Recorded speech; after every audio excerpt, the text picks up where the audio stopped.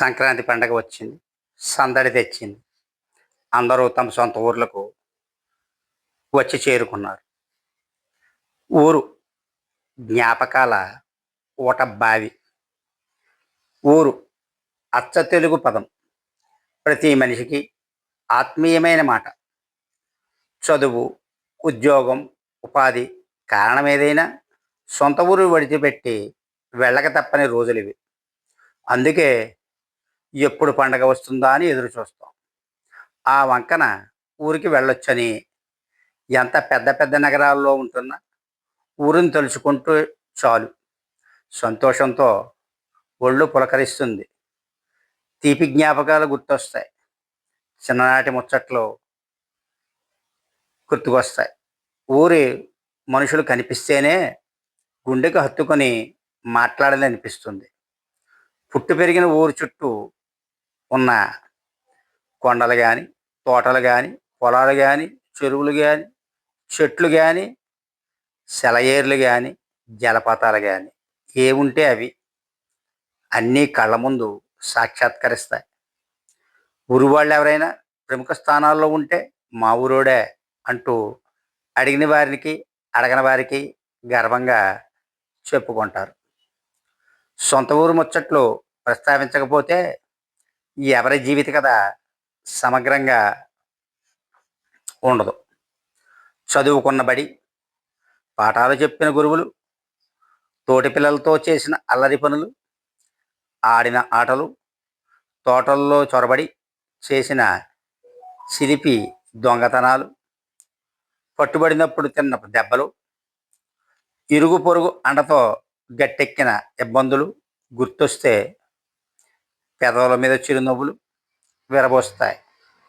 సాయంకాలం అయితే గోపాలస్వామి వారి గుడి వద్ద, రామాలయాల వద్ద పురాణ విషయాల నుంచి ప్రపంచ రాజకీయ వరకు చర్చించేందుకు పెద్దలు కూర్చునే రచ్చబండ, కోడి కూయగానే పొలాల్లోకి బయలుదేరే రైతులు,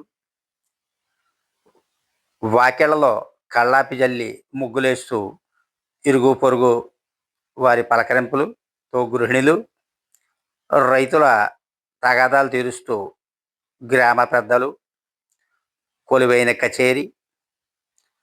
ఇందు మూలంగా యావన్ మంది ప్రజలకు తెలియజేయంది ఏమనగా అంటూ సర్కారు వారి ఉత్తర్వులను చాటింపు వేసే పంచాయతీ సిబ్బంది, ఊరిని తలుచుకోగానే కళ్ళ ముందు రీల్లా తిరిగే దృశ్యాలు ఇవన్నీ కూడా ఇంకా ఉండొచ్చు.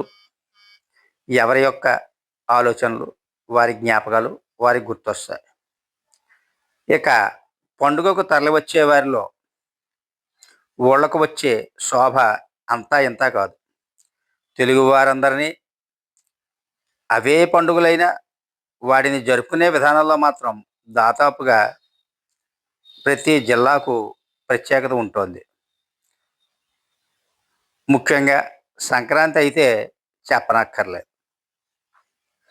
అందుకే ఏ పండక్కి వెళ్ళినా వెళ్ళకపోయినా ఈ పెద్ద పండుగ మాత్రం చిన్న పెద్ద తేడా లేకుండా పెట్టే బేడా సర్దుకుని నగరాలన్నీ ఖాళీ చేసి పల్లె బాట పడతాయి.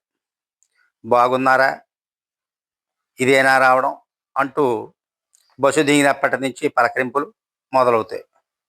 అన్న, వదిన, అక్క, బావ, మామ, ఇప్పుడు ప్రస్తుతం అయితే బ్రో అంటూ ఆప్యాయంగా పిలిచే పిలుపులు వీణులు విందు చేస్తున్నాయి. అసలు కన్నా వడ్డీ ముద్దన్నట్లు మనవాళ్ళని మనవరాళ్ళని చూసుకుని ఊరు వాళ్ళకి చూపించుకుని మురిసిపోయే తాతయ్యలు, అమ్మమ్మల సంబరాలు చెప్పనాలవి కాదు. పిల్లలకు మన మూలాలను పరిచయం చేయడానికి, సామాజిక సంబంధాల విలువ తెలియజేయడానికి పండుగను మించిన సందర్భం ఏముంటుంది? మీరే చెప్పండి. అరిసెలు, జంతికలు, చెక్కిలాలు గుమగుమలాడుతూ ఉంటాయి. అరమరకలు లేని బంధుత్వాలు, గుబాళింపులన్నీ పిల్లలు ఆస్వాదించేలా చేస్తారు. ఉరుకు పరుగుల యాంత్రిక జీవనం నుంచి బయటికి వచ్చిన చిన్నారులు కుటుంబ జీవన మాధుర్యాన్ని రుచి చూపిస్తారు. వారికి ఊరు తీయని జ్ఞాపకాలు మరలా వారికి గుర్తుండిపోయేలా చేస్తాయి.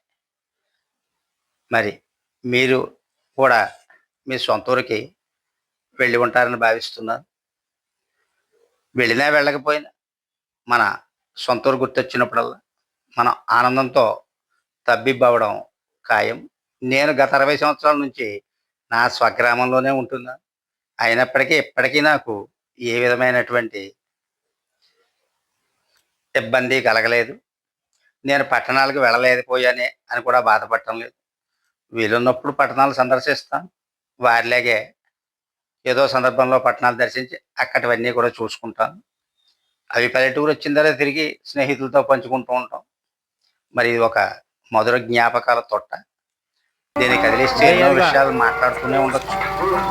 మరి ఎవరు ఏ ప్రదేశానికి ఎప్పుడు ఎక్కడికి వెళ్ళినా వారి యొక్క జీవన విధానంలోనూ ఆలోచన సరళిలోనూ తప్పకుండా ఏదో వీలుని బట్టి మనం మన జీవన ఆచార వ్యవహారాలు సంస్కృతి సాంప్రదాయాలను గౌరవిస్తూ ముందడుగేద్దాం. సర్వే జన సుఖినో భవంతు. ఈ వీడియో కానీ మీకు నచ్చినట్లయితే షేర్ చేసి లైక్ చేసి సబ్స్క్రైబ్ చేయవలసిందిగా కోరుతున్నాను.